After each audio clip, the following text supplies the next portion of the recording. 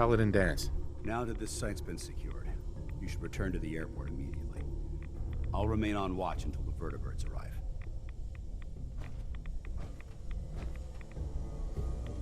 Is that really necessary? Absolutely. Elder Maxon's orders were quite clear. I'm not to take my eyes off these bombs until every one of them has been counted, tested, and loaded. If we want Liberty Prime to reach peak fighting efficiency, we can't afford to lose this stockpile. Dismissed, Knight. Excuse me, Paladin Danse? Would it be possible to speak off the record for a moment? Off the record? That's not like you, Danse. Which is why this is going to be difficult to say. So I'd appreciate it if you bear with me. When you were first placed under my sponsorship, I had some serious reservations about it. Despite all that, this has turned out to be a rewarding experience. For both of us. At this point, honestly, I don't feel like there's anything else I could teach you about being a Brotherhood soldier that you don't already know. It's apparent from your attitude and your actions that you intend to keep those ideals close to your heart. You're beating around the bush. Is there something you're trying to tell me? Is it that obvious? I've never been very good at these things. Let me start at the beginning. I grew up alone in the capital wasteland. Spent most of my childhood picking through the ruins and selling scrap. When I was a bit older and had a few caps to my name, I moved into Rivet City and opened a junk stand. While I was there, I met a guy named Cutler. We got along pretty well. Watched each other's backs and kept each other out of trouble. When the Brotherhood came through on a recruiting run, we felt like it was a way out of our nowhere lives. So we joined up. Rivet City. Must be post-war, because I've never heard of it. You're right. It was a settlement, built inside the remains of a beached aircraft carrier. One of the safest places to live in the capital wasteland, until the Brotherhood arrived. It was the perfect location for me to try my hand at being a merchant.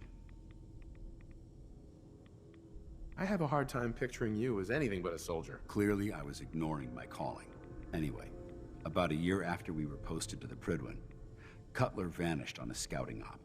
It took some convincing, but I was able to persuade my CO to let me assemble a squad and search for him. It took almost 3 weeks, but we tracked his team down to a super mutant hive. Those wretched abominations had slaughtered everyone but Cutler. He should have been so lucky. The mutant bastards used their FEV to change him into one of their own kind. He wasn't Cutler anymore. I had to... It was my duty to put him down.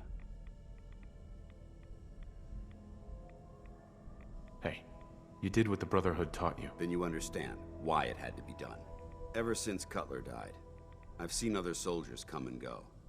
Some were brave, some were honest. Hell, some were even downright heroic. But I'd never consider any of them to be a good friend. A friend like Cutler was. Until now. It's a good feeling, but it frightens me all the same. Having a bond with someone, then losing them. It changes you. I don't want to go through that again.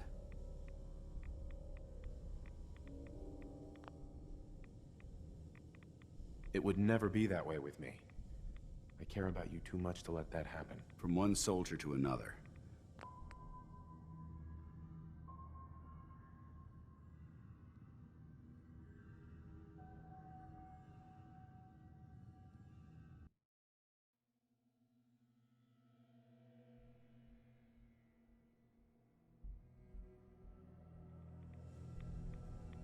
It would never be that way with me. I care about you too much to let that happen. I didn't know you felt that strongly about about us. I'm sorry if I seem confused. You've certainly given me something to think about. I just thought you deserved to know how I felt. If you feel that I've overstepped my bounds, I completely understand. Whatever the case may be, I appreciate the fact that you took the time to listen.